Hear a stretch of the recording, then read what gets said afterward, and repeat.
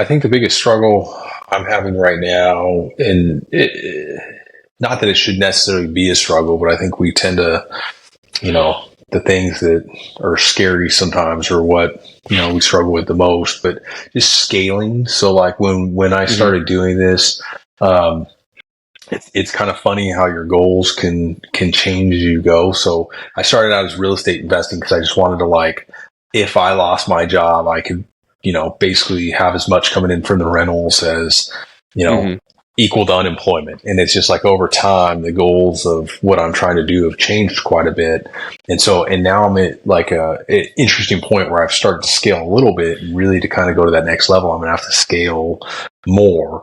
And so I think for me, it's just like, I'm not running away from it, but it's a little bit scarier to scale, especially when you're committing on to bring on, like, salaried employees that you're responsible for. Like, I take that's very like, it's very serious to me. Like, if I'm bringing somebody on, like, it's not just a job. Like, that's somebody that's providing for their family, from the salary that we're providing them. So that's a big deal to me. And so that's something I'm dealing with right now, is just scaling the business and doing it in a way where it makes sense and it's thoughtful, but, just pushing through and kind of taking that jump, even if it seems a little bit scary. Welcome to the BizDad podcast. Today, I'm excited to talk to another real estate guy, a dad who loves travel. So I'm looking forward to chatting about that and kind of how he implements that into his life. Chase Calhoun, looking forward to getting to know you a little bit more. So if you can, Chase, give us an idea of who you are. Tell us about you and your family, and then about your business. Yeah, absolutely. Thanks for having me on. Again, my name's Chase Calhoun. We're in Little Rock, Arkansas. We actually relocated here about 6 years ago. So I'm married to my wife, Brenda, and then I've got an 11-year-old stepson, Nico, and a baby girl, Aspen, who's 11 months old. I'm a real estate investor. That's a majority of what I do. As a part of that, I'm also a licensed general contractor, and do a little bit of development. We've specialized in kind of heavier rehab construction projects is part of trying to grow that real estate investment portfolio. So sometimes good or bad, I'm not so sure, but that's what our niche has been. Eventually I'd like to get maybe away from some of the heavy rehab stuff and into more new construction, but for now, that's what we're good at.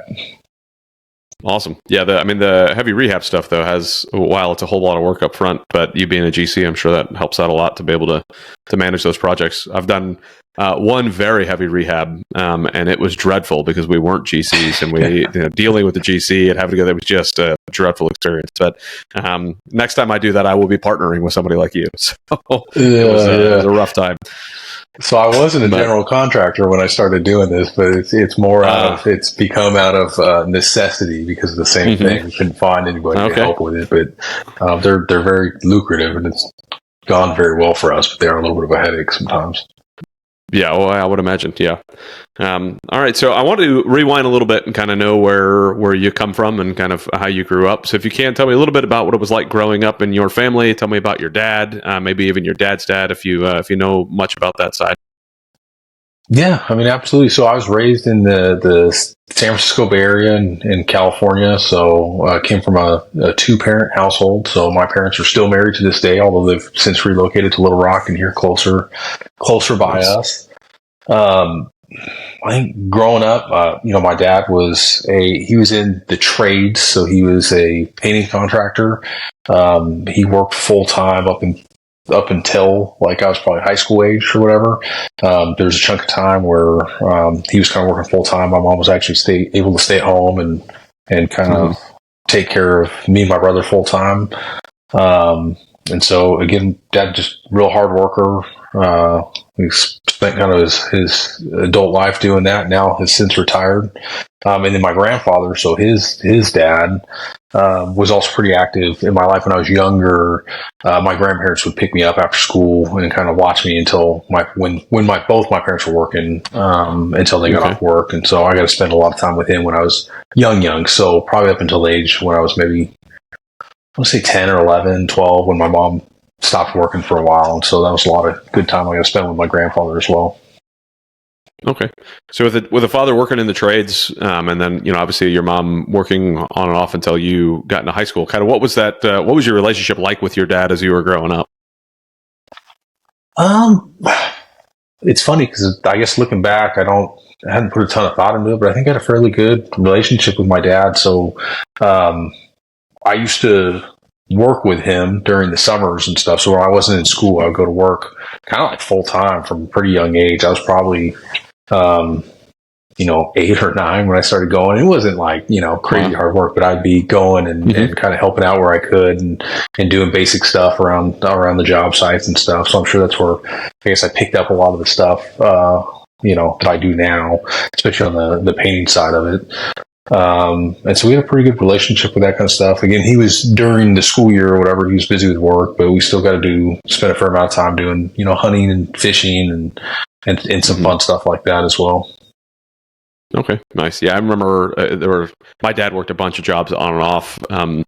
Most of them I wasn't able to go with him, but on the side jobs where he'd go, like we were upstate New York, and he'd go cut down a bunch of trees and make logwood for folks, and I'd go out and just cut down trees with him. I was probably like you were saying 8 or 10 years old, and we'd be running around the woods, and I'd be timber, yeah, completely Yeah. useless probably out on the job. It was probably more of a liability for my dad than anything else, but it got me around and learning a little bit more about that stuff. So I really enjoyed those memories. Just I wish they lasted a little bit more. I wish I was there to be able to be by his side a little bit more. But on the other jobs, um, but yeah. So how much work as a younger guy did you like? How long did you work with him on those? You mentioned 8 or 10 years old, but like as you were going into high school and stuff, were you still working on the job with him there too? Yeah, so like I said, like you kind of brought up when I was younger, 8, 9, 10, and we were probably more in the way than we were actually helping. Hmm. You know what I mean? But like I at least got exposed to that a little bit as I got older. So I think as I got into maybe junior high or high school, I worked with him during the summers is Hmm. like one of the painting crew members, and so like I was Hmm. actually working with the other guys on his crew, and so. Spent quite a few summers doing that. It wasn't until I was a little bit older and a little bit farther in high school when I wanted to try to start getting, jobs in a different field and doing something else at the Hmm. time, that I stopped working with them like that kind of full time during the summers. And it was mainly just during the summers because it didn't really make sense unless I was off school or something like that. Hmm. What did that do for your guys' relationship between you and your dad? I don't know if I've ever thought it in that respect, but it probably allowed us to be able to spend more time together, at least during the summers. I mean, he was busy because he was running a painting company and multiple jobs and stuff like that. But there was a lot of times where if we were going to be, going to work at the same time and leaving at the same time, especially earlier on before I could drive, where I'd have to ride with him every day to work Yeah. and back. And so we had to spend the time in the truck to and from work and a little bit of time on the job sites, probably not as much on the job site. So I think at least a decent amount of quality time that I wouldn't have got had I not been going to work Hmm. with him during those summers.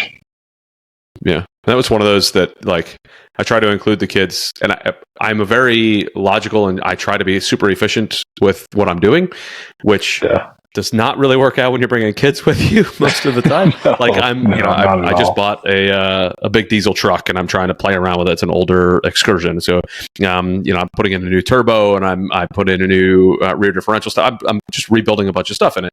So Yeah. I started bringing the kids out, and I'm thinking to myself, and I told my wife, I said, this is logically makes no sense to bring the kids with me, but I homeschool them now, so I was like, I can make this as part of our homeschool stuff. But I was reading a book recently, and I got to remember the name of it. I'm going to try to look it up without being too distracted while doing it. But the book was talking about trying to be more habits of the household. There it is. So it's Habits of the Household by Justin Early. So he was talking about applying different habits in your life, and he's like, there are times where including your kids in those moments, it gives you that moment, just like you were saying, to really connect with your kids on a different level. Does it make actual sense to bring them to help you work things? No. Is it going to take you more time?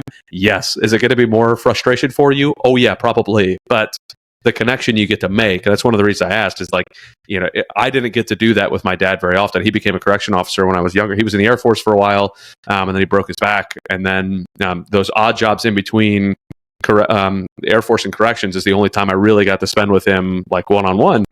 And man, oh, I missed that. So I'm trying to remind myself now, like, take the kids, go with you, work on the truck. Is it more of a pain? Yeah, sure. Like, I was underneath the truck and they were like handing me bolts, right? For those just listening, I was definitely doing air quotes because it wasn't all that great of a of a job. But man, like, they got to be around with me a lot more. And, I got to teach them about working with your hands, and they're climbing all over the truck. We're having a great time. But are there memories like that when you were a kid? Because I'm hoping that I'm like passing some of those memories on, that they really remember doing these things with dad. What are some of your more memorable moments with your father as you were growing up? And what do you think those are tied to, or why do you think those are more memorable for you? So I think for me, like, obviously looking back, a lot of the time that I spent with him was doing the work stuff, but some of the most memorable moments I have, which has definitely translated to my life today, is we had a little cabin, and we used to get away. Where I was raised, we came from pretty, I would say pretty modest means, right? We couldn't really afford to go on vacations and do stuff like that. But we had this cabin up in the mountains, and so we used to go spend a ton of time up at the cabin in the mountains, and that's where we go fishing and do that kind of just get away. And man, those were probably some of the best memories that I had growing up with my dad and my family, and just getting away and kind of being up at the cabin and, fishing or fly fishing, doing that kind of stuff. And that's definitely something that I remember as a child and trying to carry through today with my family. And so that was probably the biggest one for me. Okay. Yeah, those experiences seem to be something that our kids tie strongly to. That's one of those things that we never went on. I literally don't ever remember going on a vacation when I was a kid. We only had like stops on between moves. Like, that was our vacation. Like, we're moving from one state to another. We're going to make a stop or two. There was this one Radisson hotel. I still remember it to this day. Like, I was probably, we're moving from New Mexico to South Carolina. So I was probably first grade, second grade, something like that. And we stop at this hotel, and it's like there's a rainforest inside there. And these are the things that I'm like, I tie that brain power to. I don't remember any of the toys that I ever got. I know I had a Teddy Ruxpin, but I don't remember it. It's not like that mattered anything to me. But man, those moments in the cabin for you are probably, that's what I try to pass on to the kids too. So you mentioned that that's something that you're sticking with now, that's kind of brought as a father for you. What does that look like in your world now, in your life as a family man now? So one thing that we did last year, and it was kind of, I guess, unexpected. We weren't less necessarily looking for like a second home or a lake home, but we had one just kind of come to us that we couldn't really pass up. And so we spent the money and bought like a lake house. And so one thing that I've been trying to be really intentional about is just getting away and going up there, even if it's just for a couple days on the weekend. It's close enough. So our cabin when I was growing up was 4.5 hours away, and I still love going up there, but it was like we couldn't go that often because it was a little bit of a trek to get up there. This is close enough, but I'm trying to get away like once or twice a month and just get up there, and it's just quiet. It's easier to relax. It's good family time, and so that's definitely something I'm trying to do. And then we, our lives are a little bit different. My life's a little bit different than when I was growing up, and so I do travel a fair amount. One thing I try to be super intentional about is I try to take my family with me a lot of times when I travel. And it's just something even sometimes I don't know if they necessarily enjoy it as much as I do, but I love, take them with me and kind of share the experiences, right? And there's, especially like GoBundance and groups like that, there's a lot of events that I'll want to go to, and sometimes it's not feasible if it's going to be something real quick, but whenever possible, I try to take everybody with me, even if not practical. So I think it's good to share those experiences because, again, that's the stuff they're going to remember. They're going to remember snowboarding in a GoBundance trip, not the toys they got for Christmas that ended up in the back of their closet. For sure. Yeah, we just donated probably 100 toys out of their playroom, and there's still probably 200 left to get rid of, and they don't remember what's at the bottom of the bucket. But we took them on a cruise for their birthday this year. So both of my boys were born in December. And so we took them on a cruise for their birthday, and they're still talking about it. Absolutely loved it. It was a great adventure for them. And I'm the same way. I mean, I traveled for the military a lot, and only one time was I ever able to bring my kids with me. At that time, we only had one, my oldest, but one time was I ever able to bring them. We went from Japan to Hawaii, and the only reason I was able to bring them is because they sent my wife and I together.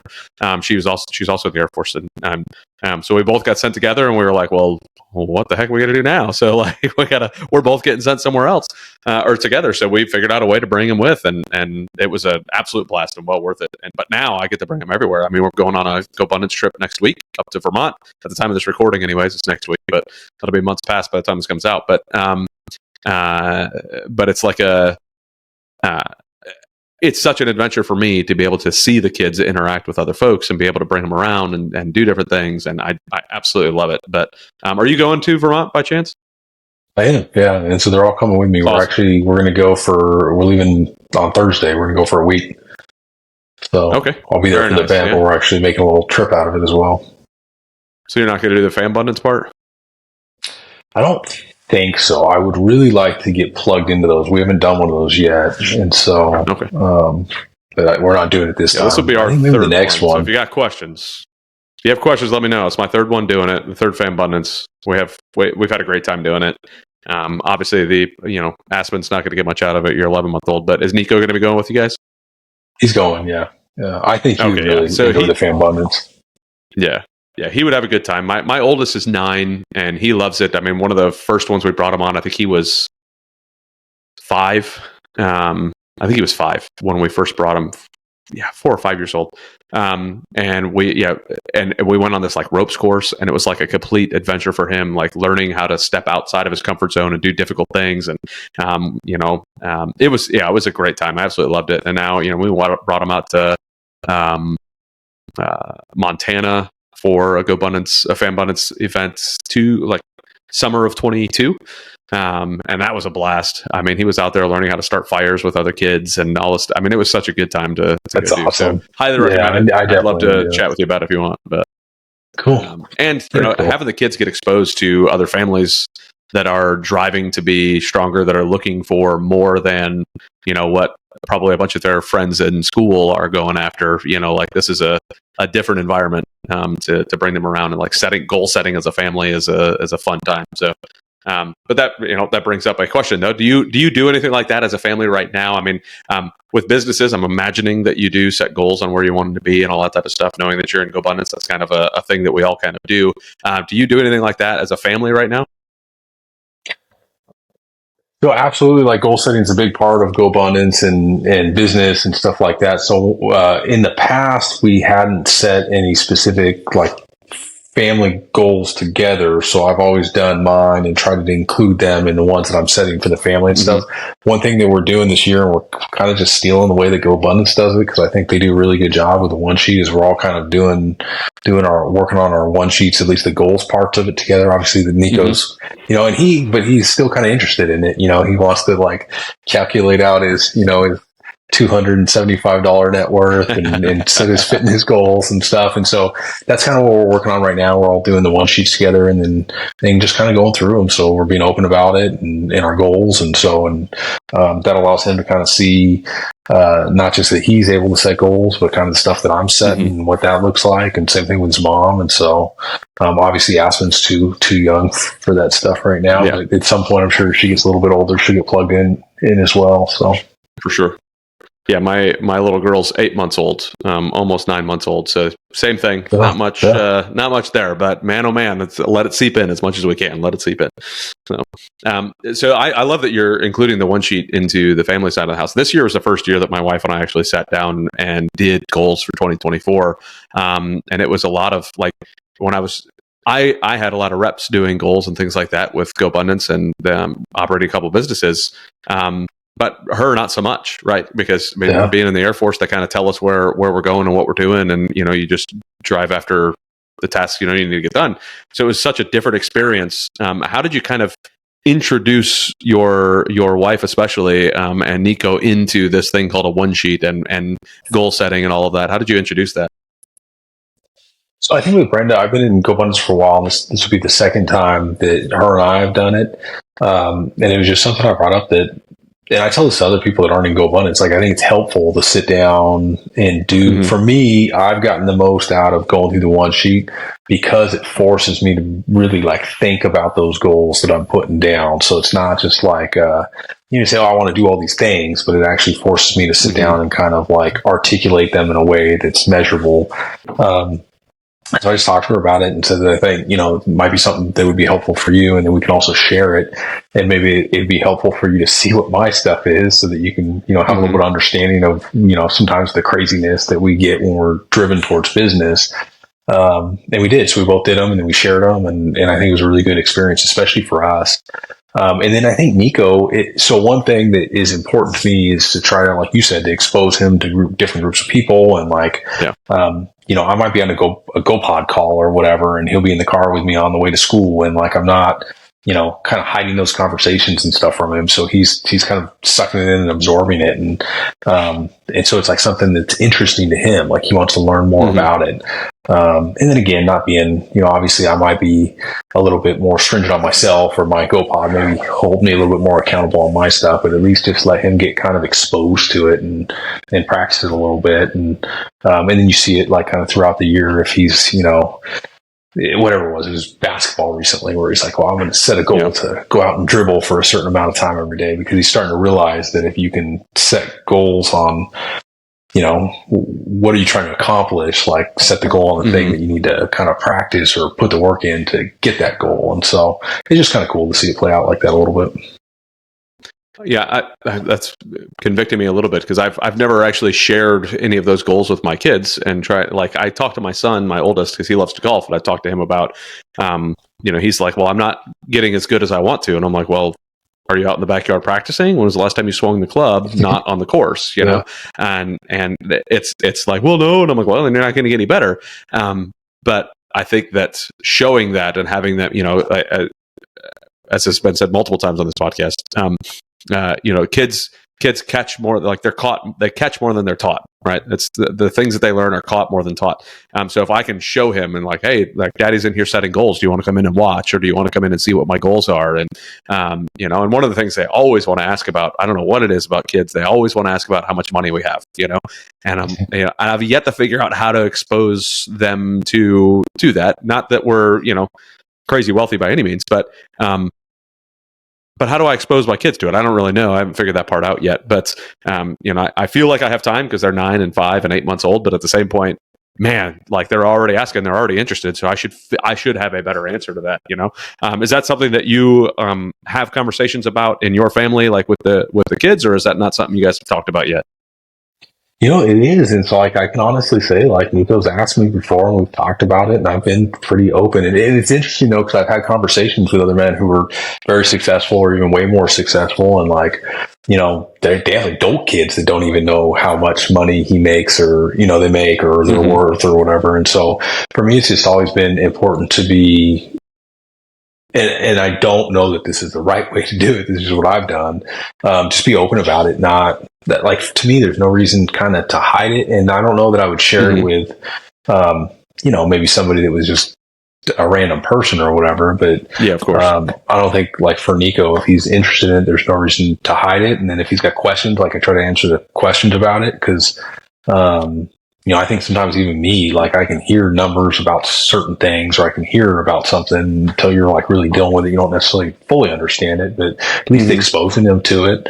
So that's something I've always been pretty open about with him. And if he has questions, I'll answer the questions. And so it's just not really I guess as far as him, and even at a young age, it's just not that big of a deal. It's just something that it just is.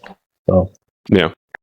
Yeah, I guess before my concern was, what are they going to say to kids at school, and what's all that? And I really shouldn't care about that, right? I really should be just protecting my sons and helping him know what's going on, and showing him that the questions he has are valid, and I want to be able to answer them, and I'm an open book. And so I need to do a better job on that, and just kind of show him, especially now I homeschool. So that the thing that I'm saying was one of my concerns about him blabbing to other kids at school.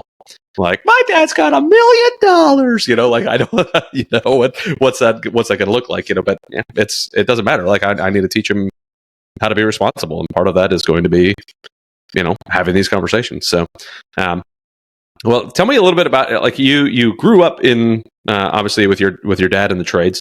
And then how did you end up transitioning from where, obviously, you're doing some of the similar stuff as a general contractor, rebuilding stuff, but on a different level, right? You're not managing paint crews. You're managing, big, larger, huge projects. So, kind of, what was your transition from high school into doing what you're doing now? I had a very long transition into, because basically the trades, I mean, that's kind of what I do now. I'm a general contractor, real estate investor. We do a ton of construction. I did not intend to go into construction in any way, kind of shape or form. And I think honestly, some of that's probably my dad. Like I grew up around it, but my dad really wanted his kids to go to college and get a good job, and that kind of thing.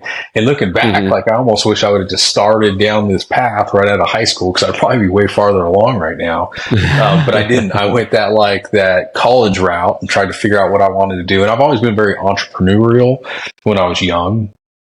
From a very young age.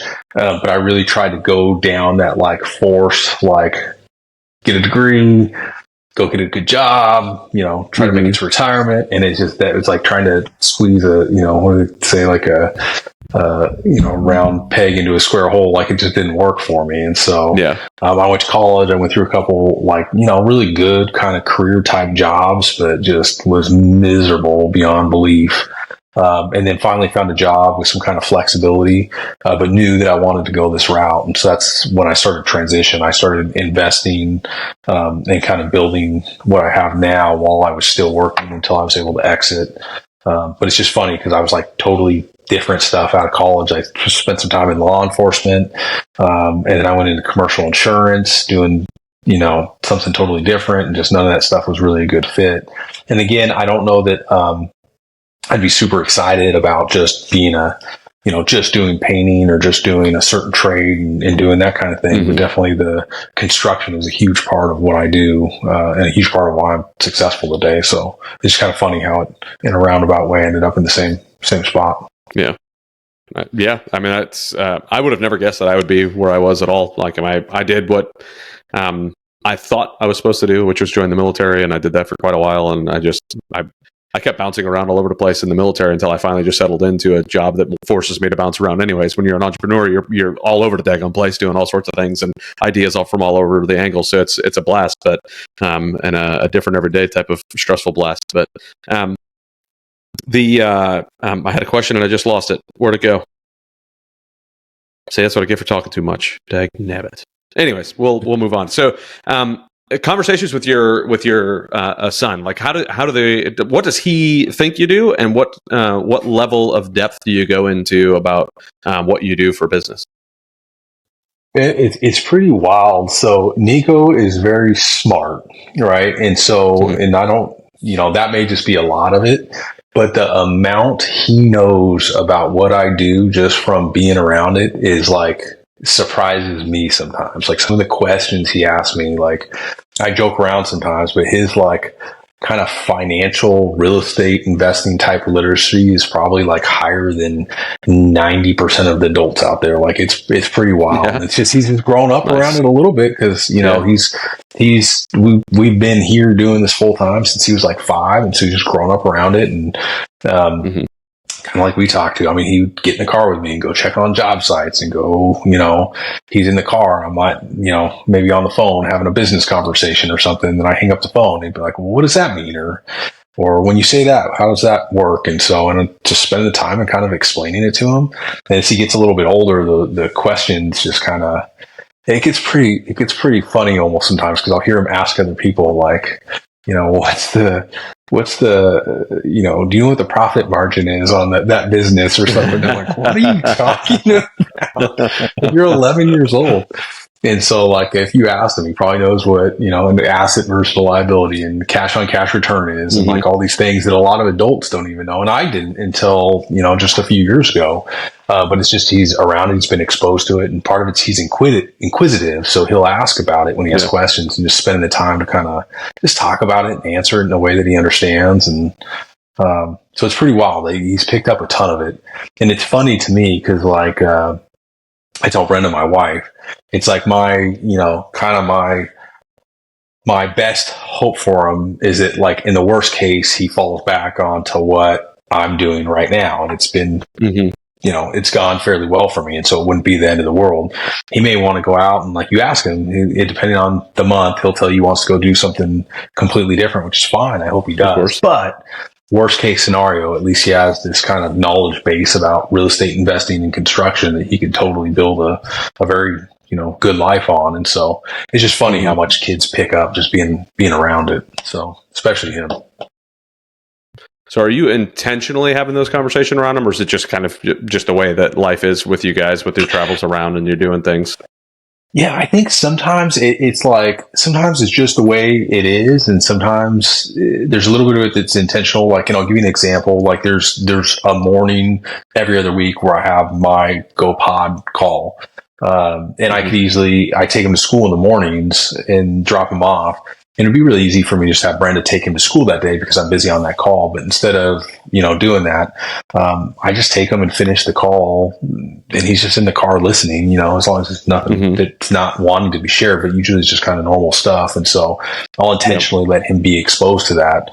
And he's listening, right? You look at him and he's fidgeting or doing something else. And so, but he's listening to those kind of calls. And same thing, it depends. Maybe like in the summer or something similar, like if he's out of school or whatever and his mom's busy, like, and I've got work to do, like I'm not gonna, instead of taking him, and he might prefer me to take him to like my parents' house so he can go watch TV and play basketball or whatever. I'll take him around with me, and so he can kind of see what I do. And so that part of it's intentional. Like, he's not necessarily, when I'm running around and stuff, he's not helping me with anything per se, but he's just getting exposed to it and seeing it. And then again, spending the time when he does have questions about stuff, just trying to like really answer it in whatever, to the depth that he's willing to like, listen. Like, you can't go too long winded with an 11-year-old boy because he'll get bored at some point of the answer. Oh, for sure. Yeah. So. Yeah. But I mean, I've always been asking my kids to ask why as much as they can, be as inquisitive as possible. My dad, that's one thing that I really appreciated about my dad is he, I would ask why a lot, and it would drive some of his friends crazy. And he's like, just tell them that's how little boys learn. And so that's what I've stuck with. And I tell the same thing to my boys, because it drives my sister-in-law nuts, because the boys will always be, well, why do you do this? And why is that happening? Why is this? Because the reason why we do something makes a lot, are we doing it just to do it? Or are we doing it because there's a reason behind it? Like, I don't want you doing something just to do it. The reason that you should always have a reason why you're doing something. And I love the inquisitive nature of the boys. And I mean, my son will be over there doing handstands, and then all of a sudden he'll get down and be like, Dad, when you were talking to Mom, you said blah, blah, blah, blah, blah. I was like, you were in the middle of a handstand. How did you even what did you do? But they're always listening. They're always paying attention, and they always want to ask questions. So, I've been struggling, especially recently. I don't know what's going on with my brain, but I've been struggling really trying to like be patient and answer a lot of the questions. And I don't know if it's just, where I'm at in business and life right now that's just caused my brain to kind of be in overdrive and making it more difficult. But how have you kind of worked through being patient in those conversations, or maybe like some of the struggles you do have in being patient with that we can kind of talk about to make sure that we're actually answering the questions and not shutting down those conversations? I think for me, where I struggle the most is maybe not allowing him the opportunity to have the conversations where he has those questions. So I think that if he's asking a specific question, I try to take the time and be pretty, take the time to at least to answer it to the depth that he's willing to understand it. One thing like I have to be very cautious with is like the GoPod call. I kind of treat that as an exception. But it's really easy for me to get busy, like right out of the gate, first thing in the morning. But like take the time, and it seems really like small because it's only like an 8-minute ride to school. But to try to like stay off the phone, until we kind of get him dropped off for school, because I feel like that's like when a lot of those questions come up, where he'll ask the question or just kind of start talking to him on the way to school, and that's when we have those conversations where I have the time where I can answer in a way that is meaningful to him instead of just like a quick answer or something like that. As far as that, like it's just being patient with him. He asks really good questions, and so it's not difficult because he's asking really good questions and almost not like if it was like just a why type thing, it may be a little bit more frustrating, but if it's a really like, he just asks really good questions. So it almost makes it a lot easier, I guess. Yeah. Well, that's awesome. But, so tell me, what does Brenda do? What does your wife do? Does she stay at home, or does she have a job as well? Right now, she's a stay-at-home mom. She's in the past, she was a personal trainer, and so she's still like occasionally we'll train a couple clients here and there, but it's very part-time and very flexible. So awesome. I can't. My wife retires. I think I was telling you before the recording started, but she should be done working hopefully end of this year, beginning of next year before she retires. And I cannot wait for her to be a stay-at-home mom. I absolutely love it. What does your wife think about what you're doing, and like how much involvement do you bring her in on the business itself, as far as like what sort of maybe investments you should be doing, or what sort of projects you're working on? How much involvement does she have in those types of conversations? That's awesome that your wife's getting ready to retire. I think you'll enjoy that. Yes. So as far as my wife and the business stuff, we've tried to be, I guess, at least a little bit cautious of like not wanting to have, and I think like people look at this both ways. Like some people are very much like, if you're an entrepreneur and you and your wife aren't business partners, like that's never going to work. And then the flip side is like, you shouldn't be business partners because that's your wife. And so we've kind of kept it a little bit more separate. And then when there's situations where maybe it's something that she is interested in, they'll kind of pour into that a little bit more. One thing that's been, I guess, very, cool for me to see and pour into a little bit is she was interested in Airbnbs. And so I know, and I don't know if you were doing Airbnbs or not, but I know a lot of guys are. And, done well. Yep. Yeah, I personally have zero interest in like Airbnbs and the customer service and stuff involved with that. Like, I can be very patient with Nico and my family and stuff, but getting asked a million stupid questions by somebody that's renting an apartment, is just not something that I enjoy doing. Yeah. But like Brenda had some interest in doing that because we have the business with rentals and everything. It was easy for me to say, well, let's try it and see how it goes, and just kind of be supportive. So like, even though have a real estate investment company, the construction company, she's not necessarily involved with those. She's doing all the Airbnbs. And we've been able to like kind of work together a little bit on that. So it's been fun, I guess, for me and get her involved and then kind of get her exposed. She knew, and she's been very supportive of what I do. But I don't think she like fully understood the whole like power of like real estate investing, financial freedom and stuff until she started doing some of the Airbnbs. And we don't do huge vacation rentals. We just do really small. It's like units we already have, and they're more like midterm or people traveling for work and stuff. But just getting a couple of those and her kind of stepping back, because for a while she had a job as like a corporate accountant at a gym, and realizing that just a couple of these Airbnbs and she was making more money than she was making working 40 hours a week stuck in an office. And so that's been really cool to kind of see her and help her with that. But it's very much like let me know if you want more, because we could turn this up, a lot, or if you're good with just a couple of them. I'm also good with just doing a couple of them. It's just kind of whatever interests you and whatever you think you have the bandwidth for. And so it seems she enjoys it, and it's been kind of a cool experience. Awesome. Is she more of like the systems type of person in doing all of that, or more of the person to person type of characteristics? Like, what does she more lean into on that? I think she's definitely enjoys and really good at the person to person. So she does a great job with like getting the questions about the restaurants, or just the million questions that she'll get, just responding to those, taking the time, being thoughtful with responses and customer service based. She does a decent job with the system side of a little bit as well, but definitely the customer service is her strength with those. Love it. Yeah. I mean, finding something, because my wife is very interested in wanting to do some stuff with the business, that still allows her to be a mom, which she hasn't really had the opportunity to do much. So she really just wants to be a mom. So if we could figure out what it is that works in her niche to help her, just enjoy being a mom while still jumping in the business, that's something that we're just kind of trying to work through. So I appreciate the insight on how you guys kind of work that through. What would you say is your biggest struggle right now in business, and what are you trying to do to overcome it, or what are you trying, or are you running away from that fact that it's a struggle?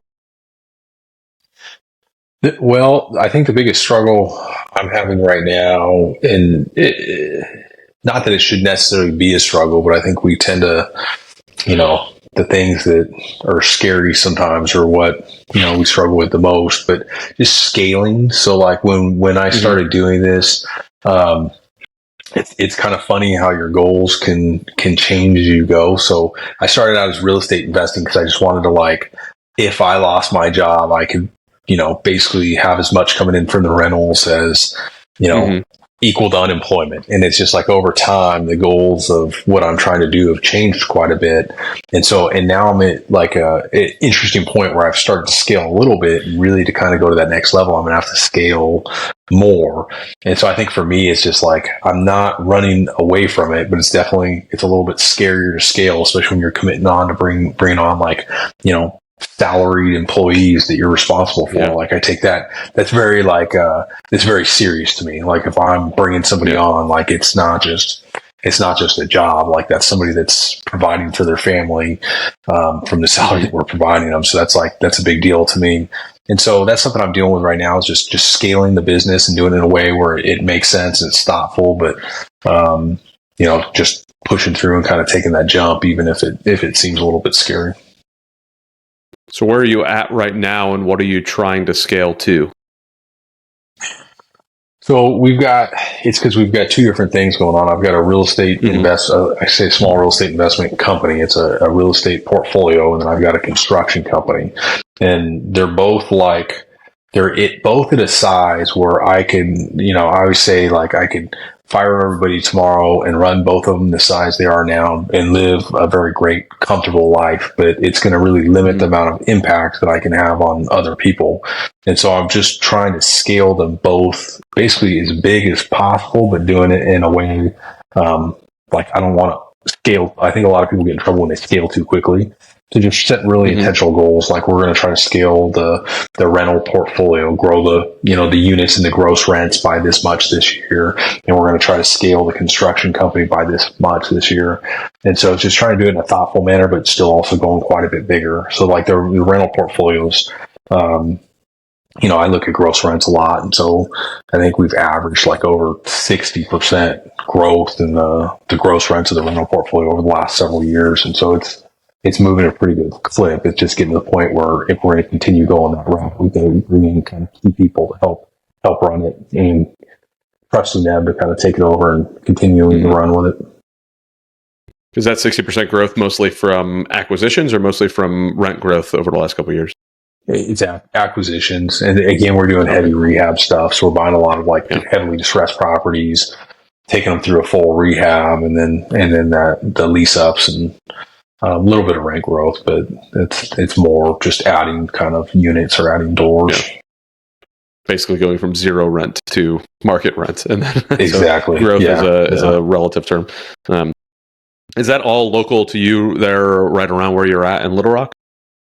Yeah. Yeah. So it's all in Central Arkansas right now. We may start to push that out a little bit, like outside of Little Rock and other like surrounding cities, then eventually farther. But as far as right now, it's all Central Arkansas, or Little Rock specifically. And do you guys manage your own properties, or do you have a third party? We do. So we're in-house with the property management. Nice. All right. How many units total do you have? I think right now it's like 54 units that are leased up, and then we've got about another 15 under construction, as of today. And then we're continuing to add through either new construction or heavy rehab properties trying to buy at least a couple a month or start a couple new constructions a month. I love it. Yeah. Are those mostly single family on that, or small apartment buildings, or what are you guys usually focusing on? It's both. It's a mix. So we've got single family homes, small multifamily, so duplexes, fourplexes, and then some small apartments, a couple 12-unit apartment complexes, but nothing bigger than 12 units right now. Awesome. What's stopping you from going any larger than that, or just haven't had the opportunity to buy them yet? For larger apartments, I just haven't had an opportunity to buy them yet. So I would love to do some larger apartments. The last couple of years, it's just been really tough for me to find deals that made sense. You are not wrong. Yes, I think a lot of the deals that have sold in the last couple of years that I've looked at sold for too much money. Now there might be some opportunity in the near future here to pick some of those up because they're going to be distressed because they overpaid for them. But thank God I've been, I guess, very conservative with buying stuff because I haven't had the opportunity to buy one. But if I found a good deal and we've looked at some 80s or 100 units that are distressed and need the rehab, and we get them for the right price, we definitely go in and do that. Nice. Yeah, it's I've been struggling with the same stuff. Just I've been underwriting, and I'm like, I don't know how people are paying the numbers they're paying, and I stay very strict on my numbers. Like if it doesn't make dollars, it doesn't make sense. Is usually what I say, and it's been dreadful for the last couple of years. And it's funny because even in like 2021, I was saying the same thing. Like, people are overpaying like crazy, and then people just continued to overpay even more. And I was like, where am I? What is happening right now? Like, because I was saying in 2021, oh yeah, next year or the year after, I'll be buying up these deals that these people are over, underwater on. And then all of a sudden 2023 comes around and I'm still not buying deals and people are still overpaying. I was like, this is just insane. So recently I just started, like, I want to start looking at some of the smaller apartment buildings, because I feel like there might be a little bit more room in there to get those 12, 15 units. I'd much rather, I think, chase those down, me and a partner, rather than go and do a syndication of 100 unit, so I think you're on the right path, on the right track. So staying strict with those numbers and all of that. So how do you operate your property management in-house? Like, is it you specifically, or is that do you have an employee that kind of runs that, a virtual assistant? How do you do most of that? So as of right now, we have a full-time in-house property management employee. So that's their full-time job, is just managing that. I'm still pretty involved in it because they need help. We manage a handful of units for like outside clients. I don't know if we'll do that for a long time or if it's just a temporary thing, but we've got about 80 units under management total, including those outside management ones. So it's kind of a full-time job for them. I just recently brought on an operations manager, so a little bit higher level position. It should be able to help with the property management as well, at least just as far as some of the decision making and with property management, it's usually the problems. Like, there's a lot of problems that come up unexpected, and just having somebody that our property management employee is great, and she does a great job at it. She just needs assistance when there's problems or the weird situations that pop up, so be able to make that decision. So hopefully between the two of them, I'll be able to be a little bit more hands off. I love real estate investing. I love long-term rental properties, but property management is just not something that I'm super passionate about. Like, that's definitely the hardest part of this. But having it in-house and having the control over it, I don't think we would have as much success as we do if it weren't in-house like that. There's some decent property management companies in Arkansas, but they're few and far between. And I think it's just having it in-house like that's helped us a lot. And so, at least for the near future, we'll probably continue that way. How did you find your full-time property manager and your operations manager? So the full-time property manager, good or bad, is actually my mother-in-law. So she spent like 20 years in property management in California. So she ran apartment complexes, mainly larger apartment complexes, like an on-site property manager. And so when she wanted to relocate to Little Rock as well, she stepped in and took over all that. And then it's funny, man, my operations manager is just he was a young guy who had moved to Little Rock with work. And so he's got a background in like heavy construction. He worked for one of the larger construction companies in the U.S. as like a project manager, or kind of working up towards the superintendent path. And he was interested in real estate investing. So I actually met him like several years ago because he hit me up and, wanted to ask me some questions and possibly buy like a rental property. And so I helped him actually buy a couple rental properties in Little Rock. And I know he was there's not too many people that I meet that are like this, but he's like, hey, like, should I pay you guys to rehab it? And I just said, hey, just spend a little bit of time with you. Like, I think you're definitely smart enough and have the skills to be able to like manage the rehab yourself. Like, you just do it and then just let me know if you have questions, or I'll refer subs or whoever. And so, and then eventually he started working part-time as a project manager while he's still working his full-time job.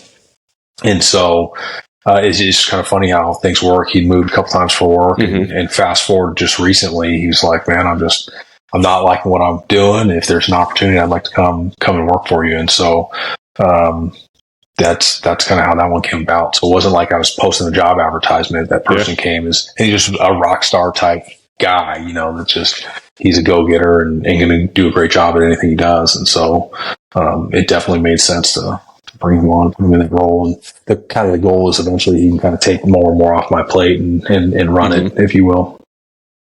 Nice. Yeah. Has it felt good kind of letting some of that go over to him, or how's that transition been going with This someone is a taking over very a new little bit more of that? transition. So he just started on Tuesday, and we've been all snowed in. Oh, And so, congrats. That's awesome. yeah, That's so awesome. this is a brand new thing. And so, yeah, but Okay. even already, just being able to shoot some stuff to him because he's the type of person that can handle a lot of the stuff. Because I also have a full-time project manager. So I've got a construction project manager who's also rock star young guy. He just doesn't have the experience like with real estate investing, and he's got a lot of like basic remodel project management experience, but just not as much. And so having the operations guy on, just being able to, start putting stuff on his plate, it's been great so far. And just, I can already see how that's going to continue to grow everything and just make it a lot easier. I would imagine it's going to help that scaling thing that you want to do a whole lot easier. Yeah, I think I read in your pre-note stuff trying to figure out the who's on like who you're going to hire on different spots. So, this one kind of fell in your lap, but at the same point, was it kind of intentional? Do you think those feelers were already out there for that, or was it literally just kind of fell in your lap and you never even put anything out there for it? For him, for the operations guy? Yeah. Yeah. No, we had talked about it. So it's just funny. Like maybe a year and a half ago, we talked about him. He was wanting to quit his job, and we talked about him quitting and coming to work for me. But he decided to go pursue something else for a while. And I remember my wife, Brenda, was almost a little bit upset that he would pursue something else instead of coming to try to work with me. And I was like, look, the timing's not right now. It's like, God knows better than we do. And it's just, if it's meant to be, it'll be later and we'll deal with it later. And it's just funny, over the last year or so, we've been growing like crazy, and it's like, I need the help now. And so I didn't necessarily need the help then. So I think it's just a timing thing. And obviously, having those feelers out that the opportunity was there. And again, just finding that's like an A player and trying to bring that A player on to come and work with me. And then figuring the rest out as we go, I guess. Okay. So what sort of involvement do you envision your kids having in the business as you're going, whether it's on the construction side or whether it's on the actual investment side? Obviously, you've talked about being around the phone calls and whatnot, but like what sort of practical, like hands-on involvement do you want, or have you thought about, or run with it however you wish on that? Yeah, that's a hard one, man. That's something I've thought about a little bit, especially as like I'm getting a little bit farther on, and it's probably going to depend a lot on them. And so I will probably give them the opportunity to be as involved in the business as they want to be. And I doubt I'll stifle that too much for any reason. But at the same time, I don't think I'm going to force it on them. So if they're not interested in working with me as they get a little bit older, like if Nico wants to go out and get a job at Taco Bell during the summer because that's what all his friends are doing. Like, I might be a little bit, voice to him, and I don't think that's the best use of his time. But at the end of the day, I don't think I'm going to afford. No, you have to come work with me. I'm just not going to go that route. My hope is that they'll, if they're interested, they'll want to be involved in it. And if not, I guess it kind of is what it is. I've got a lot more time with Aspen, and so it's almost kind of hard for me to even picture what the business is going to look like by the time that's even, by the time she's even 11. I mean, it's already changed so much over the last couple of years, and so it's almost hard to kind of grasp what that would look like. But I would think it'd be the same thing. It'd just be, if she's interested in being involved in it, then she's more than happy to be, and we'll figure out a position or a way to make that work. And if not, then it is what it is. Yeah, some of the guys I talk to are adamant that they don't want their kids involved in the business because they're like, "Oh, I don't want to mix the family and business." And some people are like, "Oh, I would love for them to be in it." And it's always funny to hear kind of the reasonings behind people's thoughts on that and how they come up with those thoughts. But I'm very similar to you, and I would love for them to be a part of it if they want to be. I want them to know that it's an option. It's not the only option. There's plenty of options out there. You go ahead and do whatever it is that you want to do. And if you want to go out somewhere and realize that, some of those other places really aren't so great, maybe working for dad might not be so bad, then come on back. I'm always happy to have you. So we'll see how it goes. I don't know. I say all that now, but like you said, who knows where I'll be in, 10 years when my oldest is 19 and getting ready to be out of the house, or already out of the house. So, we'll see how it all goes. I don't know. interesting to think about. And I've had the opportunity to meet and speak with a lot of business owners specifically. And this is something I've brought up and talked to a lot of them about. And it's just interesting for me to see. I can't tell you how many extremely successful business owners that I've spoke with that have kids, and they're like, they want nothing to do with the business. Like, if I gave them, if I sold it and gave them a chunk of money, they're probably not going to say no, but they're just, they're not interested in it. And so I don't know that that's necessarily a bad thing. I do think that's part of where it's important, though, to being open and honest about, you know, what it does and the benefits of it. Because I think if sometimes in those situations, if they truly knew, you know, kind of what it provided and financially, but also just freedom and stuff like that, their kids may have been more inclined to pursue it. But I'm definitely not going to push it one way or another. You know, I wonder sometimes when I hear those same stories of like, I don't, you know, my kids want nothing to do with it. I often wonder if it is like, did they see something that you were doing in the business that leads them to think that that's a bad idea, right? Because again, things are often caught rather than taught. So like, did they see like, boy, dad always looks stressed when he's talking about business, or like every time he's working on that business, he completely doesn't think about me, and I'm just off the other, and I don't want to do that to my kids, or you know, I don't know, because there's often things that happen to us in life that we kind of fall back to based off of our experiences. And I often wonder, like, if the approach that you're taking and the approach that I hope I'm taking of having these conversations and having them be involved, they can see what's actually there and catch that the freedom is there. You know, like I think I mentioned it on the last podcast, but in the middle of a theme park, I can get on a phone call, transfer some money, make an exchange happen, get a deal under contract, and move on and continue on to the theme park. If it wasn't for the fact that I could do that on the phone real quick, we wouldn't even be at the theme park, right? So now you get to sit here and listen to this happen, and we get to, exchange how this goes. So I often wonder, if it's because the child took a back seat to the business, that the child wants nothing to do with the business, or if it's, how it goes. So I'd love any insight or thoughts you have on that. Yeah, I don't know, man. I guess it probably just depends on like you said, the interactions between their parents and again, I don't know, that's a tough one, man. I don't know. Cause like I said, I've met a lot of people with like very just extreme, like I look at their business. I'm like, I'd love to have this business, but their kids are just totally not interested. But I almost wonder, like, so for me, again, I probably would have been inclined to go like take over my dad's painting company and try to help grow it and stuff like that. But he was really pushing me like he did. And he's told me like he did not want me doing that. He wanted me to go to school and get a good job because he had to go work out in the sun every day, and like it was miserable, and it was hard. Like being an entrepreneur is hard, and so it probably just depends a lot on the kids, and then a lot how it's treated. And so, but yeah, I hope just being open and honest about what it is, and then showing them, like you said, by example, what it provides. I mean, my business provides us with an amazing life. We get to travel, and like you said, I mean, I don't have to ask for time off, and we'll go, on some amazing trip, and I still got to work a little bit while I'm there, and that's kind of known, but we try to keep it tempered, and we go do fun stuff. And so, I hope is especially as Nico gets a little bit older, it's like he'll realize that there's some value in being able to like make good money and provide for a family and still go to really cool places and do fun things, opposed to like going and working in an office for 40 hours a week and sitting in a cubicle. But at the end of the day, like if he wants to do that, then that's what he's going to do. It's not that big of a deal to me, but Daddy doesn't ask for vacation time. I don't have to punch a clock. We just go wherever, like I was just telling my kids today, my wife gave me a call and said, hey, the boss wants me to go up to DC for a week.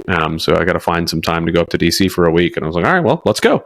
Like, I'll pack the kids up into a car. We can go get an Airbnb and hang out up there. I can work from there. I can work from anywhere. I don't care. Like, let's do it. And she's like, that's what I was hoping you would say, like that's the flexibility that, I work from home. I can, I'll sit here. I can take this microphone off and bring it with me. What do you know? It doesn't matter to me one way or another, So, it's something that I'm hoping that I'm passing on to the kids. And again, you never know what they're actually going to receive out of it. I just, do what I can to hope for the best and hope that they're getting what I'm trying to give to them. So, one thing that I saw in your what you wrote up in the pre-call stuff, and something that I'm still struggling with a lot, is like this thing. Even when we're out and about and actually being present while we're on a vacation, or actually being present, or sometimes I just have the conversation with the kids. Just because we're traveling doesn't mean daddy's on vacation, just because it's a holiday and I'm not making you guys do schoolwork doesn't mean daddy doesn't have work to, but like how, I know it's something you said that you're struggling with, and I don't know what thought you've given to it yet. If like that actual being present, what does your lack of presence look like, and how did you catch that you're doing it? It's just being on the cell phone and working. I mean, everything I do for my business, I mean, that cell phone is like the tool that I use to do it, right? And so the biggest thing for me has been, especially like when we're traveling, is how do I not be on it as little as possible? Like I have to be realistic, like you said. I mean, I've got to be realistic that if some emergency comes up or something needs to be dealt with, I'm going to have to be on it minimally. But how can I at least be aware of it and be like, try to minimize it? So like a lot of times what I'll personally do when we're traveling, like I'll just wake up a little bit extra early when everybody's still asleep, and I'll try to get through emails and respond to stuff. And if I'm going to have calls with my people, I'll try to do those in the morning before anybody's ever really even getting up and stirring. And then that way, when we're doing our fun stuff during the day, if we're at Universal Studios or going to the pool or something, it's like I don't have to be on my phone the whole time. And then really just trying to practice that as much as possible. And I'm also like, I get really guilty of it like at home. And so like, cause I'll be working all day and sometimes like I just want to sit on the couch and scroll on the cell phone for a little bit. Right. And just trying to catch when I'm doing that and like, go plug it in somewhere else or whatever. And just, especially like with my daughter, just spend some time and play with her. And, Nico's starting to get to that age where it's like, he's not necessarily upset if we are leaving him alone. And so it's just like, but with her just spending the time, but it's a big thing. Like we travel, like we're going to Vermont. And so it's like, I'm still going to have to work that whole week. We're in Vermont for that trip. But I'll probably be very intentional about getting up early and trying to knock that stuff out early before everybody's awake.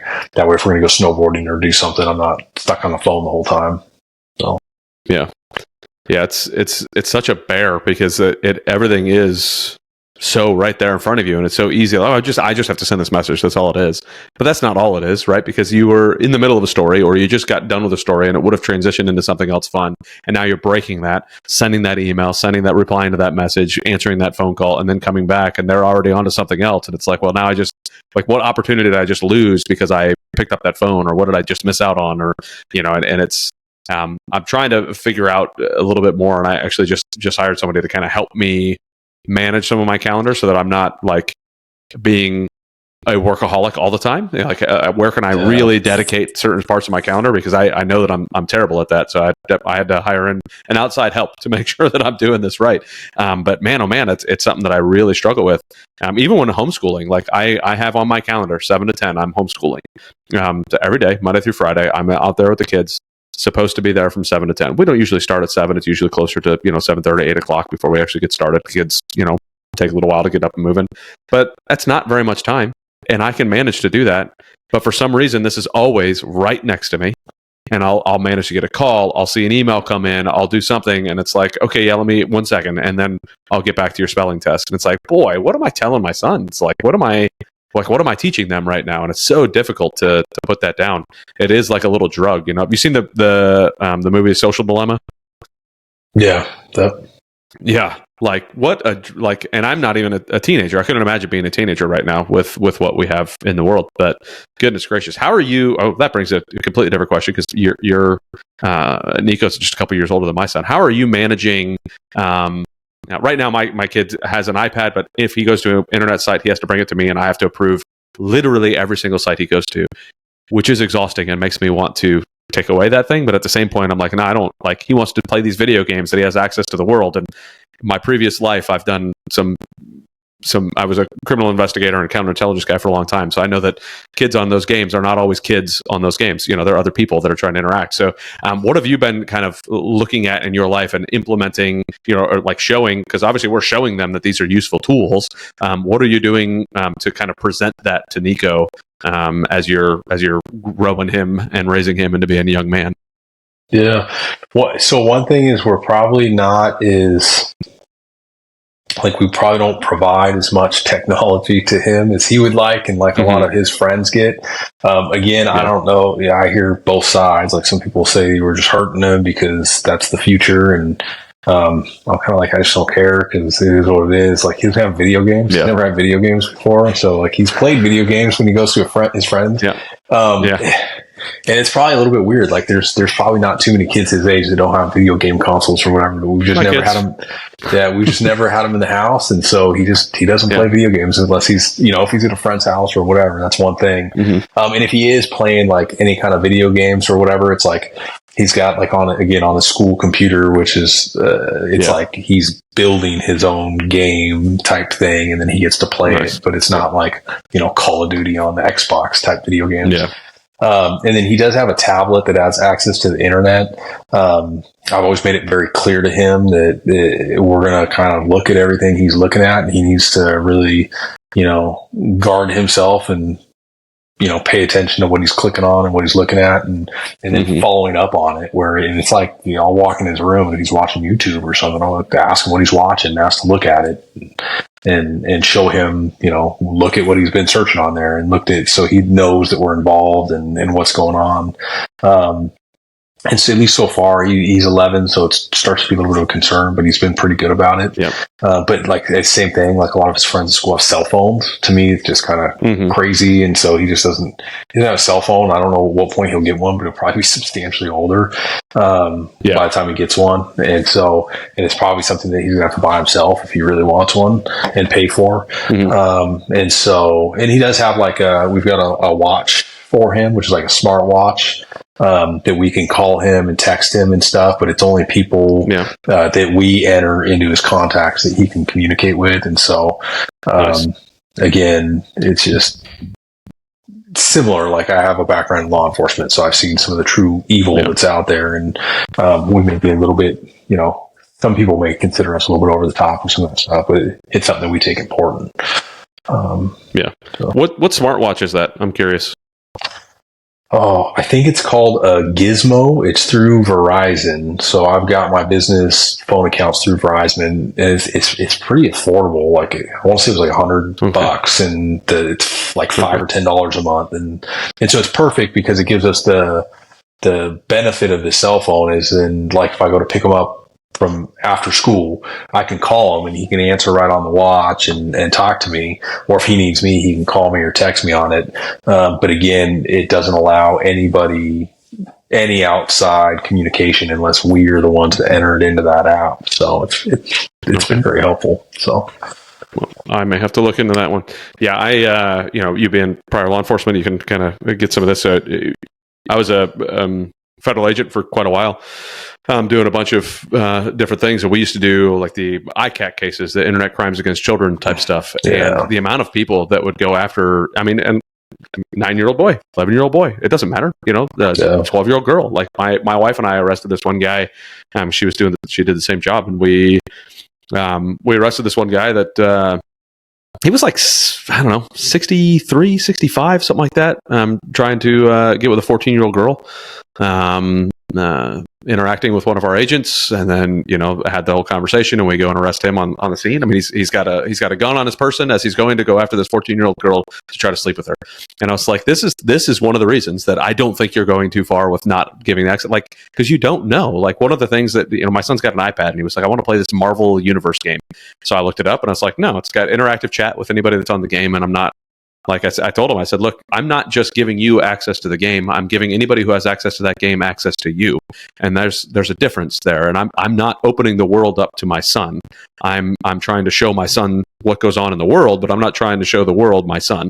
So, and he was like, oh, okay, that makes, and how much it does make sense to a 9-year-old boy, I don't know. But my goal is that it does actually make sense. And it's just one of those, I don't know. It's scary, right? Because I didn't even have my real name out in Facebook or out in the ether until I needed to for business stuff, and that's uncomfortable. I don't really like it much, and I don't like to expose my kids to all of that. And I'd much rather be considered one of those weird dads that goes too far than one of those dads that just allows their kid, allows anybody access to their kid. So it's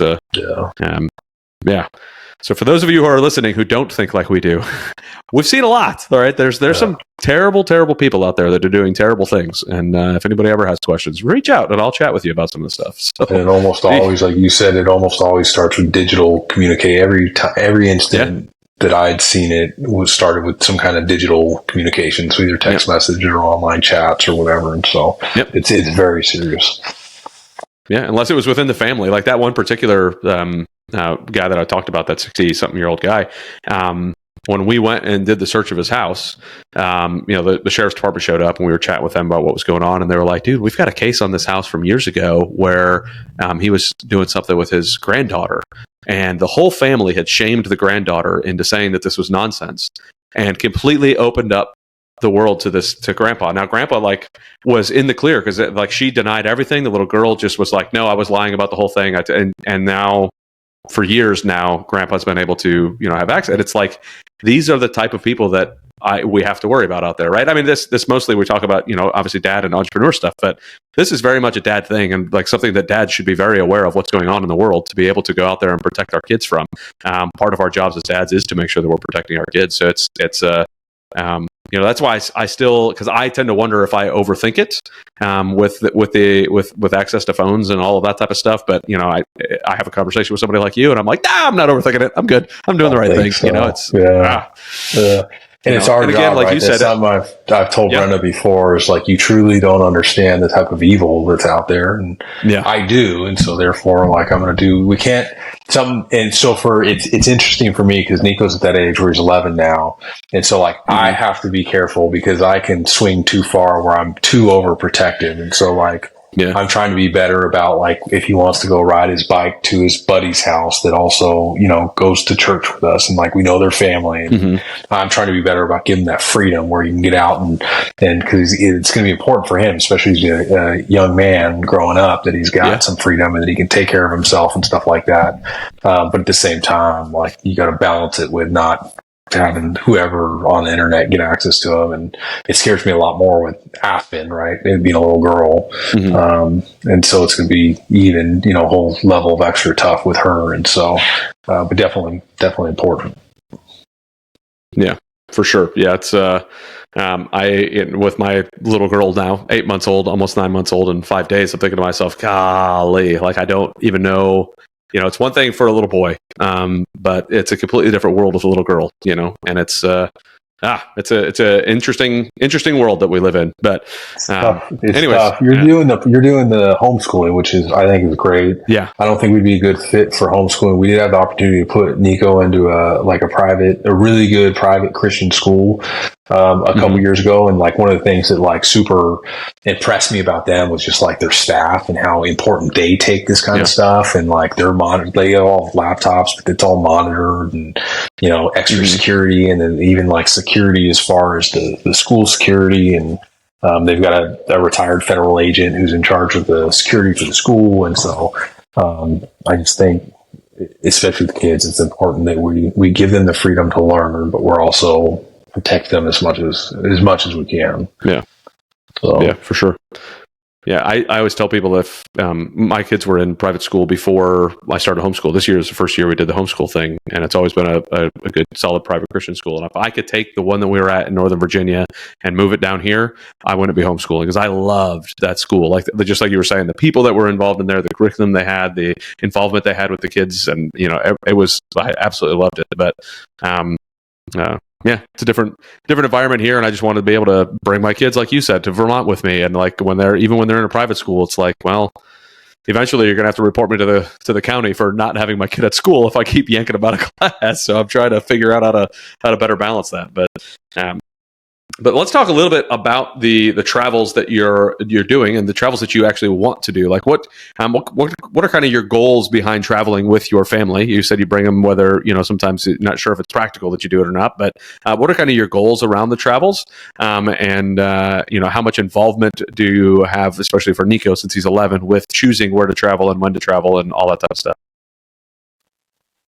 So at least last couple of years, we've traveled a fair amount. And so it's been really important to me for whatever reason to bring my entire family with me, including Nico and now Aspen. And so again, even if like flying with Aspen is not always practical, because she's been traveling since she was just a baby, right? But I enjoy being able to bring them and bringing them on trips when it's like, again, like Vermont, like I'm going for the Go Abundance event, right? But bringing them along with me so they can kind of be exposed to what I'm doing there, but then also we make like some fun time out of it. And then just trying to be, I don't think that I would necessarily go to Nico and say, hey, you pick where we're traveling, right? But if we are going to be traveling somewhere, trying to do like sprinkling some fun stuff for him so that he gets some memories along the way and just little stuff. Like we decided to do travel for Thanksgiving this year. So we went somewhere, my goal was somewhere warm and sunny for Thanksgiving this year. And so, but along the way, we stopped in Orlando, Florida and did Universal Studios for the day. And like realistically, like a lot of that was for Nico specifically because he's a perfect age where he really gets to enjoy that. So just stuff like that, I think. And then, and not just traveling, but like little trips or fun things that maybe, Nico can enjoy that are like experience based. And I give you an example. This wasn't just for Nico, right? This is something I did actually with my dad and my brother and Nico. We're from the Bay Area. I'm not personally into sports like at all. Like I could care less, right? But like my dad, my brother, and Nico are very into basketball. And so the Warriors, which is a Bay Area team, were playing in the playoffs against the Memphis Grizzlies, which is like drivable to us. It's only 2 hours away. And so just like taking them on a small trip and going to watch the Grizzlies play the Warriors in a playoff game, like that was a ton of fun for Nico and then also for my dad and just getting to enjoy like, so smaller trips like that too I like doing, but definitely the bigger trips are fun. Nico doesn't get to come with us. We try to balance it, right? 'Cause same thing, like we don't want to pull. He goes to a really good school, and so like depending on where we're going and what we're doing, we may leave him here and let him keep doing school thing. But again, Vermont, like he was just off for 2 weeks for Christmas break, and we're pulling him out for a week because I think it's more important for him to get to have those experiences. And as long as he's not falling behind in school, I think he's going to learn more and remember more about the trips and getting to go snowboarding and doing that kind of stuff than, having an extra couple days in math class is ever going to help him in life. And so that's why it's important for me. Yeah. Awesome. I absolutely love that. And I'm the same way. I think it's much more important to kind of drag them around and show them the world than it is to sit in the classroom. Like they're going to learn a lot more coming with me than they are going to be sitting in the classroom. Sure, they may need a little bit more help with some of the, their multiplication tables or something. And we'll work on that. But man, oh man, they're going to learn a whole lot more jumping around the country with me or the world in some cases. So we're going to figure it out. One thing we have not done. I was going to say, just one thing we haven't done yet is travel internationally a lot with them. And so that's one thing I'm looking forward to is hopefully start traveling more internationally. So we put it off for whatever reason, but we all just recently got all of our passports, including baby Aspen, which is kind of funny. A little baby passport picture, but we'll probably start planning some international trips so they can start to see more of the world, not just the United States. For sure. Yeah, we just got Diana her passport finally. I say finally, like we lived in Japan for 3 years, and my oldest was a year and a half, I think, when we moved there, and then our middle was born there. So he spent we left. He doesn't remember any of it. We left when he was like 7 months old. So we got to the U.S. He was 7 months old, and the U.S. was his 6th country that he had been to. So like we were coming through customs, and they're like flipping through the passport, like what in the heck? Like how am I welcoming you to the United States? You've been to 6 other countries. Like what is going on? But absolutely love it, and that's one of our things this year is we want to bring the kids to a new country. Last year we brought them to Mexico. We did a cruise, which I highly recommend with kids. That's a good way to bring them to another country, but still be able to be a little bit more contained and not do as much. Take a cruise out of like Cape Canaveral, Port Canaveral area, and you can enjoy a couple country cruise doing that. But yeah, I mean, I think the travel international is the amount of learning that they get to have just and the appreciation that they can have for America just by doing that is awesome. But also the appreciation of other countries and where they're at and what they're doing. And I know that all through all of my travel, I don't know, I've been to probably 20 different countries, 25 different countries, something like that. And it's one of those that like I mean, I've been through medical systems through various different countries, like gone through a bunch of different medical problems and things going on, and I'm like so thankful to be living in America. Like it's really opened my eyes to what we actually have and what we got going on. But absolutely. Well, good on you for exposing the kids to that type of stuff and bringing them around. But I want to hand it over to you. Is there anything that you wanted to discuss while we were on the podcast? Anything that has been popped up in your head while we were chatting that you want to chat about some more? Yeah, I don't think so. I don't think anything specifically pops up for me. I mean, I guess if you have any more questions or anything else you'd like to chat about, like, I really appreciate it. I've enjoyed it because it's actually allowed me to think a little bit about some of the relationships with Nico, and I'm actually working on right now trying to update my goals and my one sheet for next year, and so that's some of the stuff I've been thinking about anyway. So it kind of brings it top of mind for me. Good, and I hope it does for anybody listening as well. Just kind of, I mean, that's part of the reason that I like having these conversations, is that it refreshes my brain on things that I may be missing with my kids, and hopefully bring some stuff up for you to be able to think through and work on in your life. And I thought I had somebody knocking on the door. Where do you go? But yeah, I'm really happy to hear that. So hopefully when we see each other in Vermont in a week, you'll be able to say, hey, these are one of the things that Nico and I talked about, or this is something that we're doing. So I'd love to be able to say hi to him, and maybe if my family is still there when you guys arrive, at least introduce the kids and maybe even hit the slopes together. Yeah, absolutely. That'd be great. But yeah. Well, thank you, Chase, so very much for jumping on. It was an absolute pleasure hanging out and getting to know you a little bit more. If people wanted to reach out to you, whether they want to, invest with you, or if they want to just, maybe they're in your area and looking at what you do, what you got going on, or they're saying, I just want to get to know that Chase guy. What's the best way for them to reach out to you? Yeah, absolutely. I think Instagram's probably like an easy, common one nowadays. And so I think it's just Chase Calhoun .real estate on Instagram, or I have a website, it's just chasecalhoun.com. So super easy. Either one of those. Okay. Yeah, we'll put all that in the show notes as well. So people hopefully will reach out to you. Thank you so very much, Chase, again, for jumping on. I greatly appreciate it. It was awesome to get to know you a little bit more. And for everybody listening, please like, subscribe, listen to every episode at least 15 times. Build those numbers up as much as you possibly can. I appreciate it. Still growing this podcast. It's been a lot of fun. But yeah, thank you all very much, and we'll see you on the next one. Thanks again.